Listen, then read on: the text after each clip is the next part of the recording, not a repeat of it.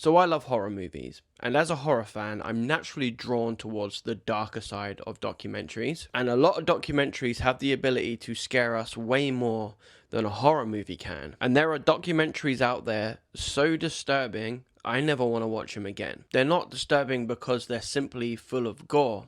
They're disturbing because they're real. These are stories that cover some of the worst types of human cruelty imaginable. And unlike horror films, there is no comforting thought that any of this was made up. Some of these documentaries contain real crime scene footage. One changed how I looked at the food industry completely, and one of them is possibly the most devastating documentary or film I have ever seen. So if you're looking for a documentary that will stay with you long after the credits roll, buckle in, because my name's Rookie, I love documentaries, and here are 6 disturbing documentaries I never want to watch again. And I think it goes without saying that there is a huge trigger warning in place for everything terrible you can imagine. So I'm going to kick this list off with a documentary I watched very recently and wish I hadn't seen. This is Pakistan's Hidden Chain. So this documentary centers around a journalist who is investigating the widespread sexual abuse of young boys in Pakistan. So this documentary is graphic. It centers around these bus drivers who pick up young boys and do all of these terrible things to them. And they are, fully willing to admit this on camera. And I guess that's what makes it so disturbing for me. It's not just necessarily, the visuals that were shown, which are like, you can't get it out of your brain. It's just how normalized this has become. Children are openly describing what's happened to them, while the perpetrators, most of the time are getting away with this without any consequences. The documentary does explore the cultural silence around this abuse, as well as the sort of stigma attached to the victims who do come forward. It's an incredibly difficult watch, to the point that I wish I never watched it. It is absolutely 100% emotionally devastating, because every single victim that comes through is a real child. Next up, we have 2023's Great Photo, Lovely Life. Now, this documentary is disturbing for a completely different reason. The documentary follows photojournalist Amanda Mustard as she uncovers decades of sexual abuse committed by her own grandfather on members of her own family. Now, what begins as this family documentary slowly turns into an investigation into, generational trauma, silence, and denial. This is unfortunately something that many families have to deal with. It is not uncommon for this to be a problem within families.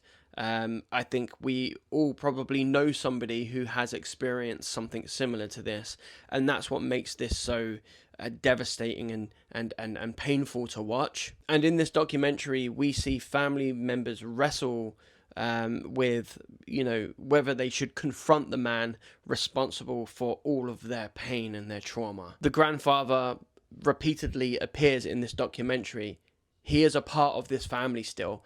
They all know that this has happened, but nobody brings it up, and it is so baffling and sad, and it made me so angry. There are no scripts, there are no actors, there is no comfort in this documentary, and more importantly, there is no easy resolution. It is very difficult to get through. I will never watch it again, but it is one of the most personal documentaries I've ever seen. Next up, we have 2003's A Certain Kind of Death. I think that this is one of the bleakest documentaries I've ever seen. It follows what happens when people die completely alone with no friends or family to claim their body. From the moment their bodies are discovered, we follow coroners, we're forensic investigators, and funeral directors through every single stage through the system. This is a graphic documentary. We see everything. We see multiple dead bodies throughout this entire documentary,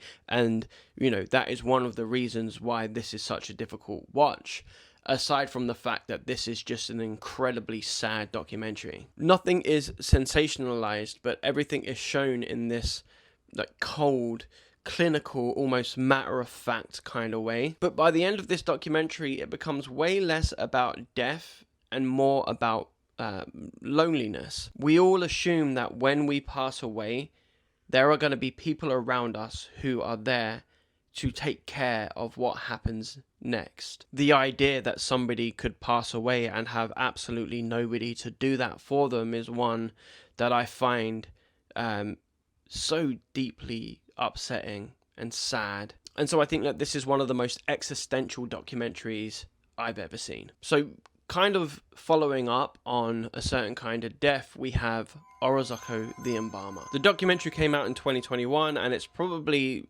the hardest documentary on this list to stomach, depending on whether you prefer people or animals, I guess. So the documentary was filmed in one of Colombia's most violent neighborhoods. It follows this legendary embalmer as, you know, bodies arrive daily. These are bodies that have been like murdered, you know, through gang violence and executions. And the documentary shows you absolutely everything. There is virtually no filters whatsoever. We see real bodies, you know, real autopsies, real embalming, real adults and real children. It is a documentary I've never been able to finish because of one specific part of the documentary featuring a child. The camera doesn't look away. It's not trying to shock you. It's not trying to make you feel a certain type of way with like elaborate music or anything like that. It is just showing you reality, the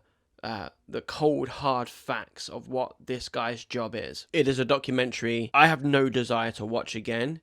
Orozco himself, I think, is doing a great service to the people of this neighborhood, but I know myself, and I know that this is something that I am not here for. It's one of the most graphic documentaries you will ever see. Next up, we have 2005's Earthlings. This is a documentary that genuinely changed my life, because after I watched this documentary, I stopped eating meat.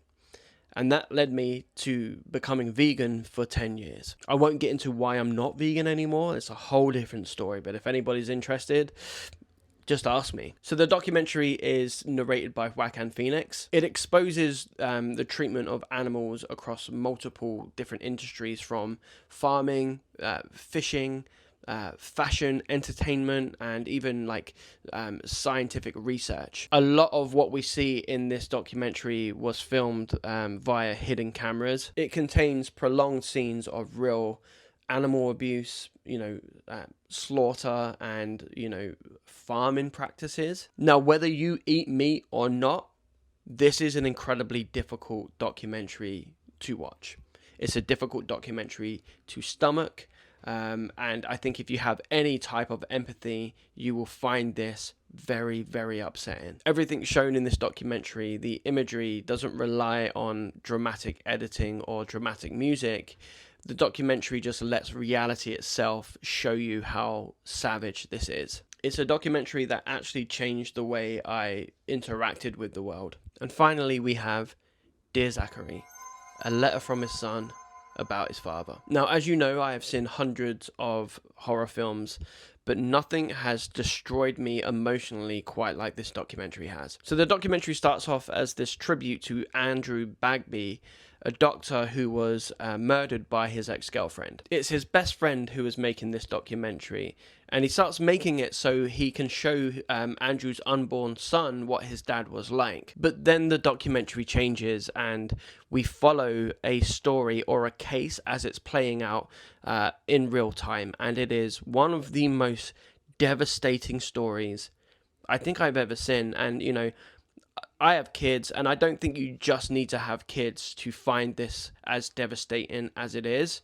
but I've watched this twice, and I don't think I can put myself through it again. It's the type of documentary where every single time you think you've processed what's happening, something else happens. I don't want to spoil it for you. I think that this is the best documentary ever made, but it is, you know, just devastating. Go in blind if you want to watch this. Try not to learn anything about the case, because the documentary takes you on a pretty mental ride. just by the end of it, you're going to be completely emotionally destroyed. I feel like this was one of the last documentaries of its kind. Now we have like Netflix documentaries where they sum up everything about the documentary within the first sort of like 10 minutes. This documentary doesn't do that. It follows the story as we're watching it. It plays out in front of our eyes, and it's just a fantastic documentary. But again, it's too much. Now, one of the reasons I love horror films is because they let us confront our fears from the safety of the cinema or our own living room. When the film finishes, we, leave the theater or turn the TV off, and we tell ourselves that it's okay, this wasn't real. Documentaries don't give us that luxury. The people we meet in these documentaries are real. The violence is real. The suffering is real. You can't separate yourself from it because there is nothing fictional to hide behind. And I think that's why documentaries like these are more disturbing and are more scary than any horror film. Horror movies entertain us with like imagined nightmares, but documentaries remind us that the worst horrors have actually happened, and in many cases are still happening today, and that is way more horrifying than any horror film can be. So which of these documentaries upset you the most? And if you have a disturbing documentary that I haven't mentioned in this list, drop it in the comments below and I'll try and check it out. If you enjoyed this content, don't forget to hit that like button. Your likes go a really long way. We'd really love for you to consider subscribing to this channel. We have a goal to reach 7,000 followers on this page by the end of August. We are approaching 6,000 subscribers on this page, which is blowing our minds. The response that we've been getting from you guys, your likes and your comments, really help. And it's just nice to see so many people engaging with what we're doing here. But if you want more Ricky666 content, you can follow me on TikTok, on Instagram, and on Facebook, where we upload videos every single day. But that would do it for this video. Thank you for watching. Look after yourself and look after other people. That's important. See you later.